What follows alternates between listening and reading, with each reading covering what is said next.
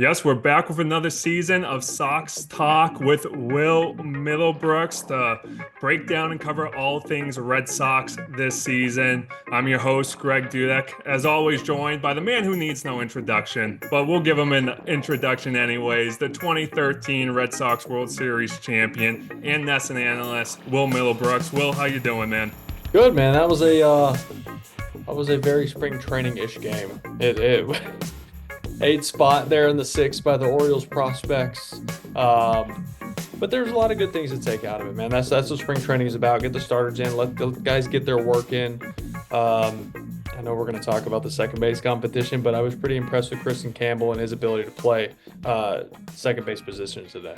Yeah, you're obviously boots on the ground there. You didn't want to go bucket hat today? You went bucket hat on the Today, weekend. they let me be an inside cat today. They let me stay in the booth with OB. So yeah, that was fun. A couple days back, got to call the game from the camera well because Jami's not here. So I had a screen down there. I'm calling the game on a mic. I had to push the button every time I talk to go live, which my thumb's out of service for a couple days. But we called the game from down there, which was cool. It's a cool perspective being field level and being able to see the height of pitches and how fast the game is, because from up in the booth, it's hard to tell sometimes. But then I'd run back and forth and do the player coach interviews and all that. It's a full day, but it was a lot of fun. It was good to do something different. Or that's awesome, man. Well, before we, dive, into everything that's going on in spring training, all the key storylines, looking ahead to, what could be a very interesting 2025 season for the Red Sox. Obviously, the Red Sox made some, big offseason additions, right? They traded for Garrett Crochet, they signed Walker Bueller, they signed Alex Bregman, and it got me thinking. It's like they're doing all these offseason acquisitions. I got to do an offseason acquisition too. So, I went out and made sure big purchase, Oh, the rookie number a too. rookie number, the 6'4". I was gonna put it on, but I think I might frame this. Should I frame it? Yeah, yeah, definitely should frame that. Maybe, Definitely. maybe get it That's signed one day. that's amazing. This What's is what's on the front? Does it just say Red Sox? Yeah, just say, I mean, well, I'm not gonna lie, I was kind of cheap. I should have bought an actual jersey. I went with this jersey route. You think that's cheap? You should try to look for some of my rookie cards. Hey, this was tougher to find than you think. I mean, I searched high I and mean, well, 64 is the OG 2012 because they used to be big organizations and there's a lot of retired numbers. You get a high number as a rookie until you earn a real number, called a real number. I eventually got 16 in yeah. 2013.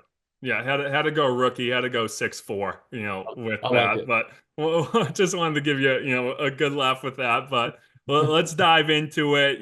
Red Sox, your boots on the ground there at JetBlue Park in Fort Myers, Florida. What's kind of been your biggest takeaway so far about, Red Sox spring training? And well, again, what are you just kind of seeing down there from the guys? Yeah, they're ready. I mean, there's a whole new vibe around this team. You bring in Crochet, you bring in Bueller, you make some tweaks here and there with the bullpen to add some competition to some guys. But really, when the addition of Alex Bregman happened, everything kind of shifted around this team, not just in the fan base, not just in the city of Boston and fans all over the place, but inside that clubhouse. Just the belief of, oh, okay, like we got a real like dude. And he's a veteran guy, he's a veteran presence. He has a resume of winning and being a successful player at the highest level. And everyone wants to talk about his leadership skills with the younger guys, right? You're looking at Christian Campbell, Marcelo Meyer, Roman Anthony, these guys who these stories come out and he's already spent a lot of one-on-one time with these guys, which is special. But I think where it's going to make its biggest difference is with the veterans on this team. All of a sudden, Trevor Story doesn't have to be that guy. All of a sudden, Rob Refsnyder doesn't have to be that guy. You don't have to ask Tanner Houck to step up past where he is in his career to be a big time leader because you do have Walker Bueller, who has been a winner in his past in LA. So all of a sudden, it's not just like one or two guys who are the adults in the room, who are the leaders. Now it's a group of people, a group of players who are handling that together. And that way, when you have that many leaders on the team, everyone gets touched by that, and everyone is affected by it, and it's spread evenly throughout the team. So there's just kind of a calm to this team. I don't, not that they're lacking sense of urgency, because I think Alex Bregman and Trevor Story and those guys set the tone on that side of things. But it's our first visitor of the There we show. go. Um, but it's really just a different feel. Like these guys expect to win every day, which we've lacked for a couple years. Yeah, obviously I've missed the postseason 3 straight years, and there's not many pieces around. I think maybe Devers. Anyone else from that 2018 World Series team still on this roster?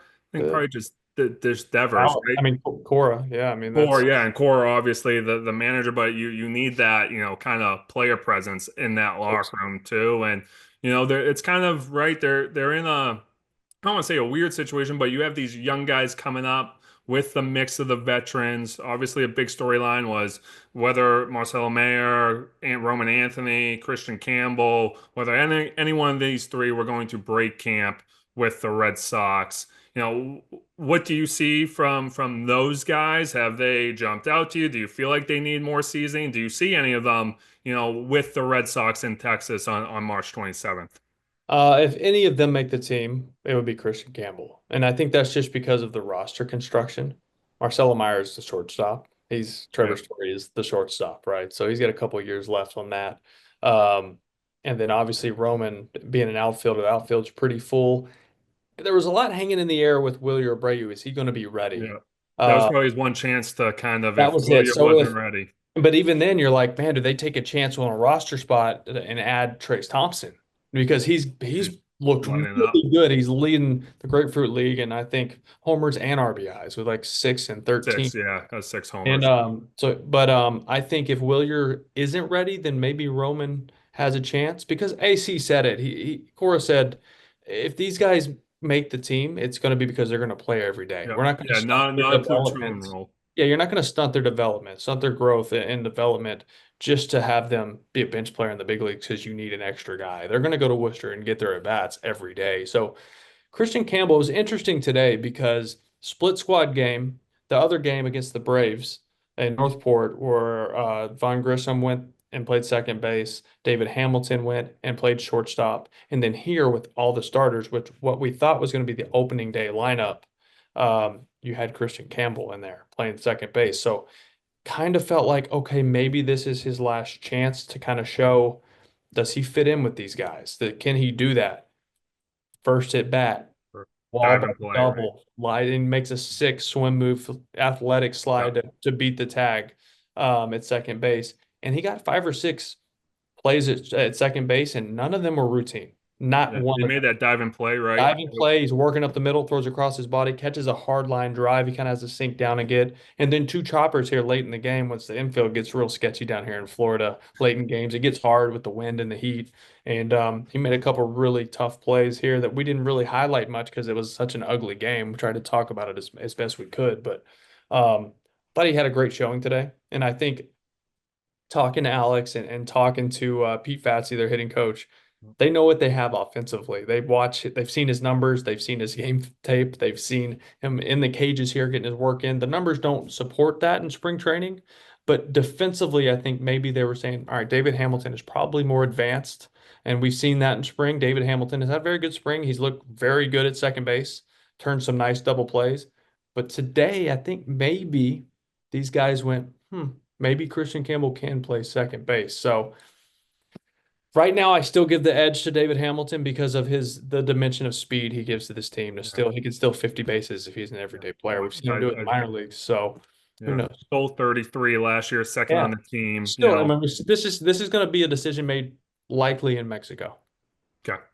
So they not too much time though left to make that Always, decision, I mean, we got a week left. but like you said, Campbell really is kind of put a little pressure on. I feel like Absolutely. today with And I think they just really like him.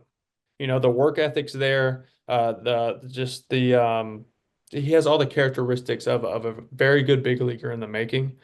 Does he need a little bit more seasoning, a little marinade, a little more in AAA? I don't know. It's all going to come down to the needs of this team. And honestly, in this day and age, too, they start building rosters for the first 2 series. And they're looking at, all right, which pitchers are we going to face? Or looking at pitch shapes versus his swing path. And you can really break down which guy is going to match up better with those pitching staffs to pick the guy. So it might not be spends most of the time here this season. It's going to be who's best for the first 2 series of the season. absolutely. While we're on, the topic of big three, I got to mention that Roman Anthony home Oh run the my. other night. You text me as soon as it happened, and I'm like, bro, that was Yeah, unbelievable. that got a little, four-letter response from you there. It did. It did. Yeah, I can't say that here. It's a family No, no. program, but It but yeah, was deserving, it though. It was was it deserving. was cool that all three of them went deep, and then that one was just cherry on top with the guy heckling him, calling him overrated. It Yeah. was a group of three guys, and he said this guy's actually done it to him in the past. I talked to Okay. him the next day in the clubhouse, and it was, I mean, just perfect. There's no way that was only 430 feet, by the way. That ball was obliterated. It was crazy. I think the biggest thing that stood out for me about Anthony, he doesn't feel like a 20-year-old. I don't know if with you being Oh, around him, none of these guys feel like as young as they are. I mean, Campbell went to college, so it's a little yeah, different. He went to Georgia Tech and played there. And you see a big difference in high school players, their first few years versus college guys who've gone, and it's a social thing too. As you yeah, go, you really get a chance to grow up when you go to college. And all these high school kids leave high school and come straight to pro ball, and there's no social experiment, I guess you could say. It's like yeah. you're really just thrown in the baseball, and whoever you were in high school is who you are until you figure it out on your own. Absolutely. Just kind of shifting gears now, talking about maybe a Red Sox player who's poised to break out this season. I go back to last season, think about someone like Jaron Duran, right? We all could see some flashes, some potential. 2 years ago, what he hurts his toe climbing the wall at Yankee Stadium, kind of ends, what was turning into a very promising season for him. And then last year he breaks out, All-Star game MVP. Everyone knows what he did and kind of the dynamic. I think maybe did he get MVP votes maybe too last year. Yeah, you did. Um, just the way he was able to affect the game. Not saying that another player might be able to affect the game the way he could, but do you see someone on track to have a breakout season this year that we haven't noticed yet that hey this guy all of a sudden is an all-star or they're making a big impact in either way. Yeah, I don't know if he'll be an all-star just because of other guys around the league, but I think Cedar Rafaela is going to be a He was really on my list. He was on the list. yeah. I love the changes he's made at the plate. Obviously, it's spring training, so it's a big difference. We have to see if it translates to the regular season. But if he has the ability to play 140 plus games in center field, he wins a Gold Glove. You have Willie Abreu who won one in right field at Fenway. It's arguably one of the hardest positions in the outfield in all of baseball. Um, but you add Sadon, obviously he split his time between short with the Trevor Story Yep. injury last season, so he didn't get to spend all the time. But we saw the difference he can make. Yeah, I mean we saw it in today's game as well. Throwing guys out and covering a lot of ground in the outfield, tracking balls down. But it's going to be offensively. We know what he's going to do defensively. I don't think anybody's worried about that or questioning what he's going to bring to the table. But it's finding offensive consistency with his swing decisions. Because last year the fastball up was his kryptonite. He could not lay off of it. And when you know that as a hitter, you start to cheat to it, trying to catch up to it. And now you find yourself chasing the slider down and away because you're trying to fix another deficiency in your swing and your approach. So in spring so far, his at bats have been phenomenal. He is holding his hands a touch lower. His leg kick's a little different. It's just more him being more efficient to the baseball, so he can wait just a touch longer to swing, and it gives him a tick longer to make a decision and see the baseball. So far, so good. He's looked really good. Yeah, he was again, like I said, guy who was on my list, guy that kind of can impact the game defensively, can give you kind of feel like he came up clutch a few times last year with some Yeah, he big had a home ton of runs, RBIs. ton of RBIs. Exact, I can't remember the exact number, but I think it was what low 70s maybe or even up there. So and Led then the team for a lot of the season, and then obviously Rafi and those guys yeah. passed him. So I think you're kind of dead on there. A guy who's kind of because of the additions they've made, because of Duran, because of a guy like Roman Anthony that everyone's so high on. Cedane Raphael has kind of gone under the radar a little bit for what he could provide. I guess one guy too who I'm thinking about who people have kind of forgotten and is in a new role this year, but a role he's familiar with is Garrett Whitlock. Oh From yeah. everything I've read, Good he's call. been having a phenomenal spring. He's been unbelievable, and he's just the ultimate professional. We all know Whit and what he brings, and it's a quiet confidence about him. He's very humble. He's a Jimmy Fund captain. He puts a lot of things before himself, on this team, and he's a great guy to have on the team, but he's also a great guy to have in your bullpen. And remember 2021 when you got him in the Rule 5 from New York, how good he was in the pen. And I understand the organization wanting to make him a starter because he did have the ability to do it. He had the pitches to do it. He has the body frame to do it. And at the time, we lacked a lot of organizational depth as starting pitching goes in the upper minors, and there really wasn't much coming. So if that worked out with him being a starting pitcher, it would have been great, right? We can look back now and say that now that we have all this wealth in starting pitching that we haven't had for a long time. Because now you have the Richard Fitz, who I think makes the opening day roster. You have Quinn Priester, Cooper Criswell, Josh Winkowski. I mean, it goes on, and you can work all the way down into Double A at this point, where you're going to have arms on the way that are homegrown. Um, and as you know, in the grind of 162, injuries happen. And when teams taper off in August and September, it's because of lack of pitching. All right. And when you lack pitching depth in your rotation, your bullpen has to cover those innings and they're gassed. And you just have nothing left and you're limping to the finish line. I don't think that's going to be the issue this year. Yeah, that obviously was a killer for them last year. Is the second half of the season, into August and then September, they just completely trailed off in that regard. But I guess thinking about what again could be for this team, have you put on your kind of prediction hat here, and what are you seeing from this team? What can this team achieve? Is a playoff spot reasonable? Is now Oh, with the yeah. injuries, Yeah. the Yankees is AL East crown, maybe potentially. And then do we get even crazy and do we say, hey, crazier things have happened? Do they win a World Series this year? I mean, gosh, I'm never going to predict a World Series. I think they have all the talent to win the pennant. I do. Oh, I A lot hangs on health. That's for every yep, team, right? yep. New York was an AL favorite too until they lost two of their best pitchers. So the good thing here is like the Sox are starting the season with a solid 1, 2, 3, right? And then you get into May and you hope Bayo should only miss a couple starts, I think. Yeah, he doesn't seem too far He's been behind. throwing on the backfields. Cutter Crawford's ramping up. He's not going to throw in games for a bit, but he's starting bullpens and throwing on like Tuesdays and Fridays, I believe, bullpens. So he should have one tomorrow. So we'll see how that goes because he was dealing with the patellar issue that happened in his third start last year.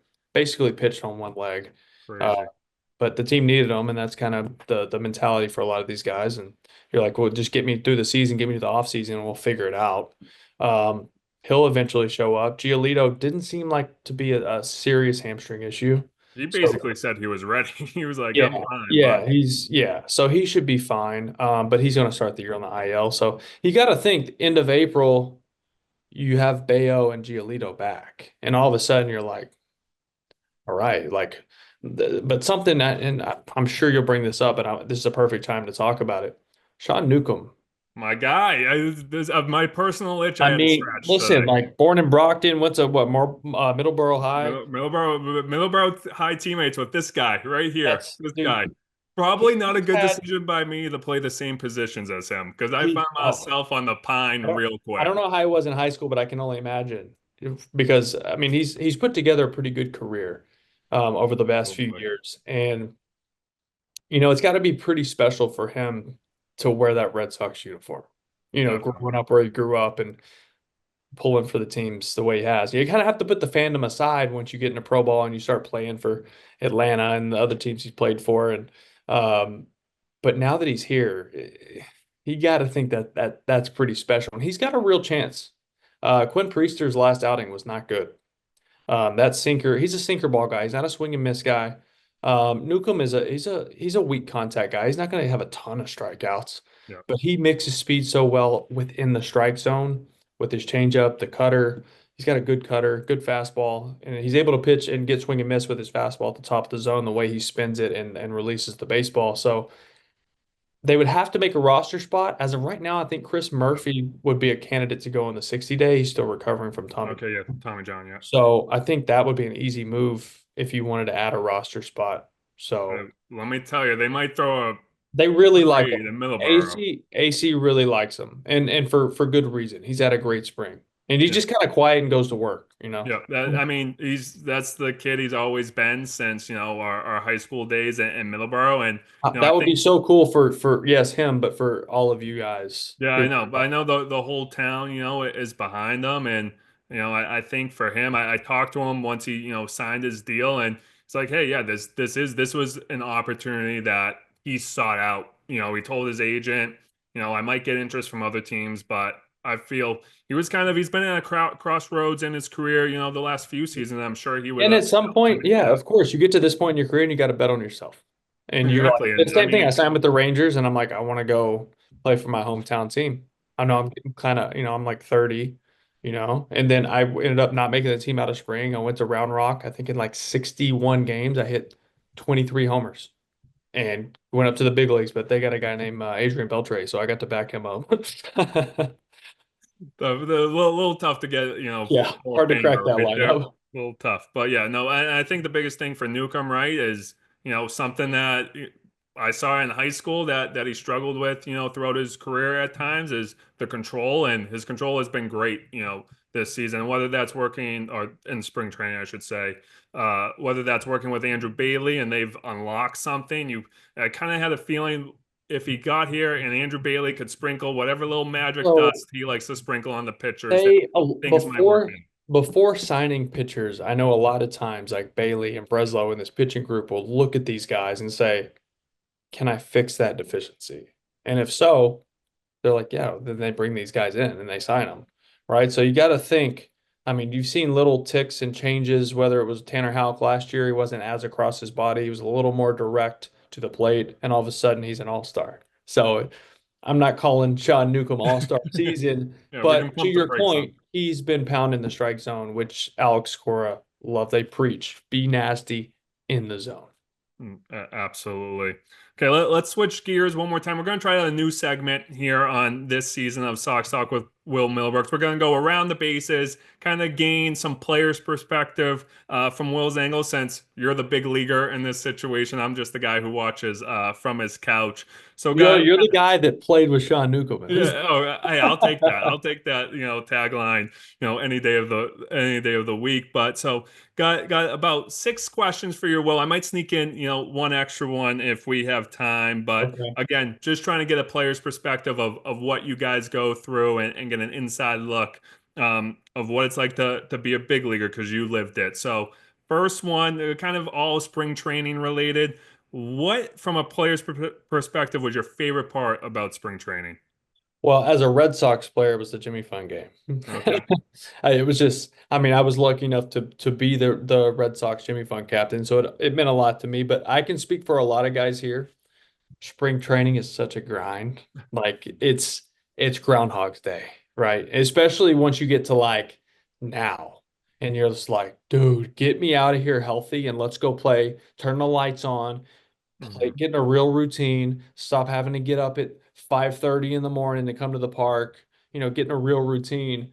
So the Jimmy Fun game is kind of like middle of camp normally when guys are starting to get that feeling, and all of a sudden it's just like perspective changes. These kids come in and who are going through what they're going through, fighting different types of cancers and going through treatments. Literally, while they're here, they're with doctors and nurses and getting medications while they're here on vacation.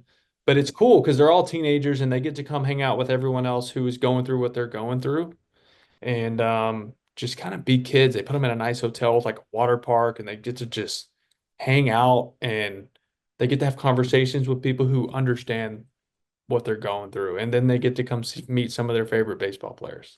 And during my time, it was like Big Poppy and Pedroia and all these guys that were there and that were superstars here. Um, so it was a perspective thing for me when middle spring training, when you're going through the grind and dealing with injuries and trying to make a team and you want to have a, and it's so serious.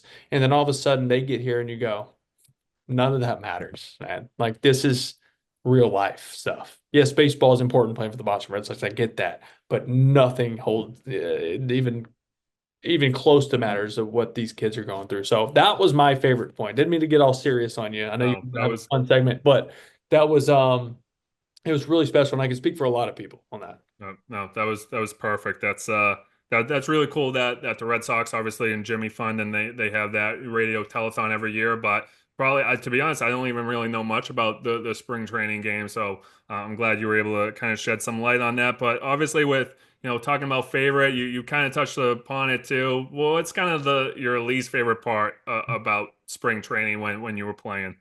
Um, when I wasn't a starter and when I was a young guy, having to play the second half of like every game. Okay. I was gonna. It's like I didn't realize like it was a lot of bus trips, like 3 hour long Yeah, bus so in trips. Florida, I was going to mention that too because that's right there. The bus trips in Florida can be 3 hours, you know, like Tampa's 2.5 from here, Jupiter and Port St. Lucie and all that's just under three. I mean, could be more with traffic, which you hit Alligator Alley here and there's an accident. You're there for 4 hours, dude. It's terrible. So, the bus trips and as a young player, like you're excited to play, but you sit around for like 6 innings and they're like, hey, get out there. You're running for Pedroia. And you're like, oh God, it's like adrenaline first. And you're also just like, just been sitting there for 6 innings and it's kind of Yeah, brutal. But the bus trips probably, yeah, to your point, yeah, yeah, those, that's tough. they suck. That's that's tough. Well, Okay. Arizona spring training is great. Yeah. I got to do both. So it was their furthest trip's like 40 minutes. So it's Oh, not bad at all. Yeah. so what you're saying is you got to sign with the team that has spring training in Arizona. Yeah. Yeah. Yeah. Yeah. Exactly.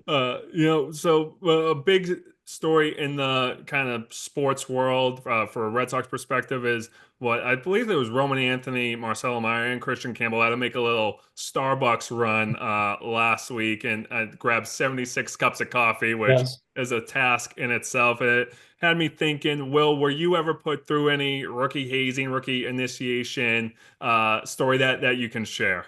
I'm about to say a lot of them I can't share with you because I had some tough vets. You know, I had my rookie year as I mean, like Poppy and Pedroia and Ellsbury and like all those guys, they were great. They weren't tough.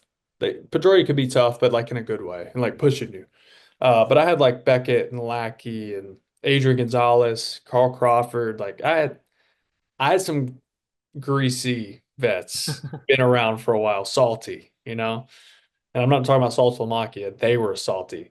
And I was my first year, I was the only guy probably that hadn't even been to arbitration yet, up until later on in the season when we traded everybody and you know brought some younger guys up in 2012. But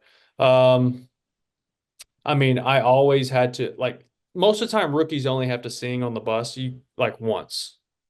It was every trip for me. Oh, Every geez. time we landed in a new city, they called me up to be on the mic and sing or tell stories or do Q&As or other things. And it was I'm trying to think if I had a coffee story. Actually, I do. It wasn't like I didn't have to go get like for the whole team. There were like a handful of us rookies when we went to play at Wrigley against the Cubs in 2012, and there's a Starbucks right across the street. And you've probably seen this. Baseball players, rookies, they have to go in full uniform, Yeah. cleats, everything, walk across the street and get coffee orders for whoever wants it. So it was like me and a couple other guys had to go walk on the streets, and there's like Sox fans out there like that guy looks like Will Middlebrooks or whoever, Pedro Siriaco, whoever, you know, like and trying to think of other rookies like Mauro Gomez. I'm like dropping crazy names on you right now. But like we're walking amongst the fans like in Wrigleyville and That's in crazy. line at Starbucks in full away uniforms. Don't And people spill are anything. like, they're looking at you and they're like, there's no way those are actually the players because they would never be here in full uniform. And then No. at some point, like there'd be like a psycho Sox fan who knows everything about you, and he's like comes up and wants to talk because he realizes it is us, and then everybody's just on you. So it's Oh, like, geez. and you don't get a coffee order wrong. I'll tell you that. I know the guys got all of them right except for one, and it was Garrett Crochet's. Tough one to get wrong too. Tough, He's nicer. intimidating guy. He's nicer than he looks. I was gonna say, what was your song of choice? Did you have a go-to song? Dude, I sang so many songs. It was country songs were the easiest. Okay. But like, it doesn't matter if you belted Whitney Houston to the level of Whitney Houston, they were gonna boo you and make you go sit in the bathroom the rest of the bus trip. Tough, man. Rookie life, though. Rookie life. It was Just worth it though. But once you, the worst thing you can do as a rookie is like fight it. Yeah, There's a lot of guys who'd be like, I'm not doing that. Like, and you just have to have fun with it because then absolutely. it's like rite of passage, you know. Exactly. Rite of passage. Everyone probably goes through it, right? Those guys, 76 cups of coffee, one wrong. I'm There's sure. plenty of stories I would love to tell you about it. We'll have to do it off Yeah, perfect. That sounds good to camera. me. Obviously, with Red Sox spring training, a lot of legends come back to Fort Myers and spend some time, with the ball club.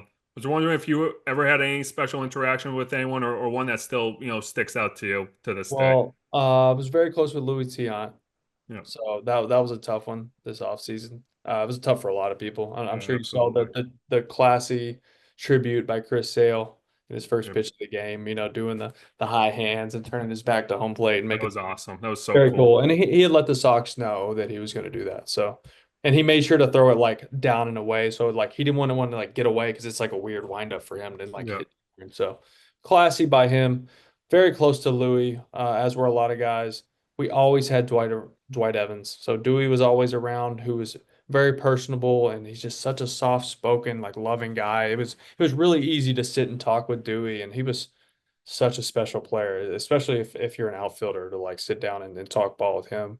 Jim Rice, obviously, I'm lucky enough to work with him, and as he roams through Watertown there, that's for pre and post game shows. You see him a lot as well. yeah, Um, Man, I was lucky enough to play with a couple living legends, right? yeah, exactly. Like guys that were still active, and David Ortiz and Dustin Pedroia. So, really, man, my time in Boston, which I was drafted in '07, I was there till after the season in 2014. So I got to spend 8 seasons there.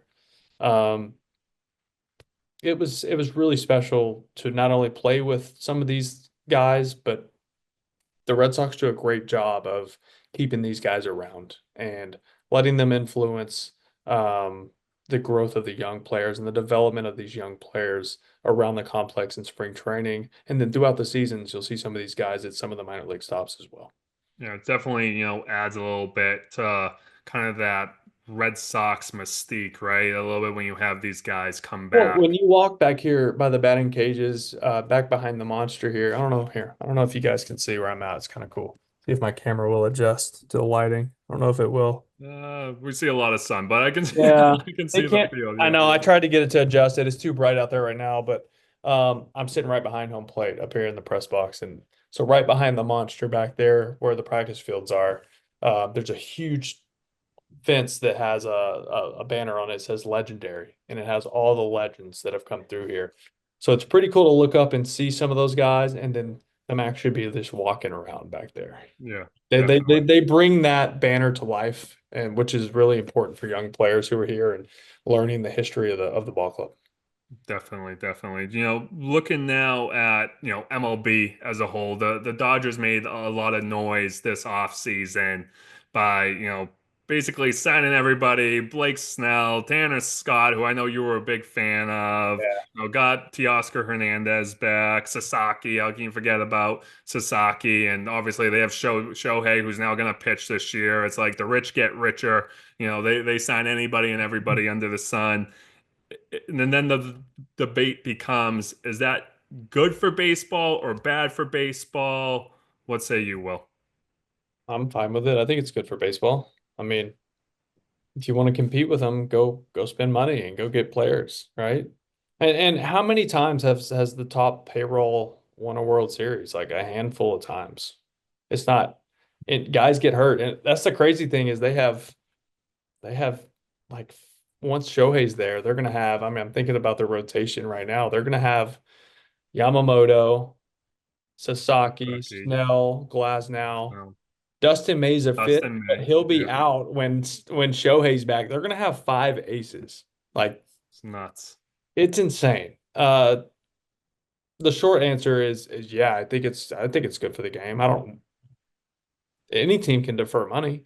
Yeah, Any I mean, team can do they it. did with Bregman, right? We deferred half of his contract per year. So anybody can do that. That's why a lot of people think the new CBA is going to be messy and they're going to add, people are going to have that'll be a big deal about deferring money. Players love it, teams love it. So where's the hangup? Yeah, Those are the two sides, MLBPA and the owners. If they both like it, where it's not going to go anywhere. So, um, I don't know. I don't really have a strong opinion on it. I think it's fine. I mean, I think anybody can spend the money. Yeah, I think too from like a fans perspective, like to have a team you can root against this team that spends there Totally. like the Yankees, right? When the Red Sox and Yankees, the Yankees were the team that spent a bunch, and not that the Red Sox didn't spend, back in Right.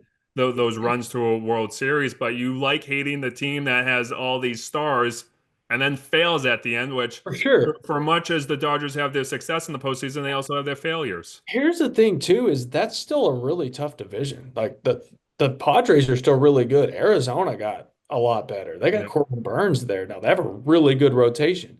You can't tell me the Diamondbacks can't take two or three from the Dodgers. Good Like manager too. they have a good, yeah, two really good. Torey Lovella. I mean, Dave Roberts has done a great job Yeah. in LA with the last 2 years. I'm like, oh, that was his best year managing. And then last year, I'm like, oh, that was his best year managing. It's like he's done a great job. Yes, he has superstars. I get it, but you still have to manage these guys. And he dealt with a lot of injuries to his pitching staff last year. So Definitely. that's still a tough division. Giants are always going to be competitive. And they got Verlander. I mean, who knows what he's got left? That's a weird uni. That's a weird name on a Yeah. uniform, right? Like there's Scherzer in Toronto, like stuff like that. It's like, what? So weird. So It's weird gonna to be see we're gonna these. look back in 20 years and it's gonna be like, remember that time he played for them? Like how Yeah, weird did that look? It's gonna be one of those, but yeah, we'll see. 100%, 100%. That I saw a picture the other day of Verlander. I was like, it just doesn't look right. Just doesn't look right on him. Sure. Feel like he's an AL guy too. Like not Yeah, like totally. He'll always be to me a Tiger. Because Tiger. Yep. just like where I spent the most time playing against him. Yeah. Absolutely. Okay, we'll get to our last question now. Will, we're not going to talk again until after opening day. So let's get your perspective of what opening day, is like, I guess, on the road, which what the Red Sox will go through, and then kind of, what's it like, playing April 4th, 5th, whatever it is, early April in Boston on a nice cold day as you open the Yeah. season. Well, my opening days with the Red Sox, so it was 2012, I started the year in AAA. Yeah. I got called up May 2nd. So 2012, Yep. I didn't get to do opening day at home, which would have been cool. That's when they had like the 100 year and all that. Okay. Yeah. 2013, we opened in New York against the Yankees, I believe. And then 14, we opened in Baltimore, I think. Don't check. You might have to fact check me on that, but I I'm think gonna yell. it's all run together at this point. But um, it's opening day, just kind of you have to, and a lot of players do this, is just kind of slow down a little bit because everything's building up to like the last couple of days of spring training. You're packing up, you're trying to find a place to live. You get to a new city, you're trying to get in a new routine at Fenway or on the road at Yankee Stadium or wherever, and everything's moving so fast. And it's like as soon as you get out there for like the national anthem, everything kind of freezes in time. And it's like everything that's been going crazy, like all the wheels turning and moving pieces the last week, it's all built up for this. And then it just kind of like stops and slows down. It's the anthem, and then it's just time to play baseball, right? And it's like everybody goes into opening day thinking, this is my year, right? This is the year I'm going to be an all-star. It's the year we're going to win a World Series. It's the year I'm going to, for me, when I was younger, solidify myself as a big leaguer, make a name for myself. So it's an exciting day because everyone is so hopeful and everyone's tied for first place. And well, maybe not this year. We got games in Japan, Yeah. but you get the drift of it. It's an exciting day. I guess you can say magical day for ball players, especially your first one. Your first one is always special because you only get one first and you're a big leaguer, right? It's super special. Yeah, I mean, it's always still that whenever opening day starts, it's like this rebirth of spring, right? Man, It's like even now as just a broadcaster, like I still get butterflies, not for me, but for the guys. Just because I know, like, all right, him, and him, this is the first time they've ever felt this, and I know exactly how they feel right now. And I'm excited for them to feel that and experience it. Like, I almost can't wait to talk to them like the next day and be like, how cool is that? And just have them because they light up and they want to talk about it. Yeah. Well, opening day is not too far away, so a lot of dreams will come true that day. Will appreciate it as always. Thanks for joining us. It's going to do it for another episode of Sox Talk with Will Middlebrooks. We'll be back again, hopefully, probably after opening day, maybe even after the home opener. Hopefully, have a lot more to talk about, Will. Yeah, thanks for having me. That was fun. Next time it won't be after a spring training game where the Orioles scored 8 in the sixth. Yeah, that'll be bad. And I'll wear this one. Maybe I'll pop this on next time too. I gotta sign it. Make it cool. Absolutely, I don't man. want to ruin it. I don't want to ruin it though. Appreciate it as always, Good Will. stuff. Yeah.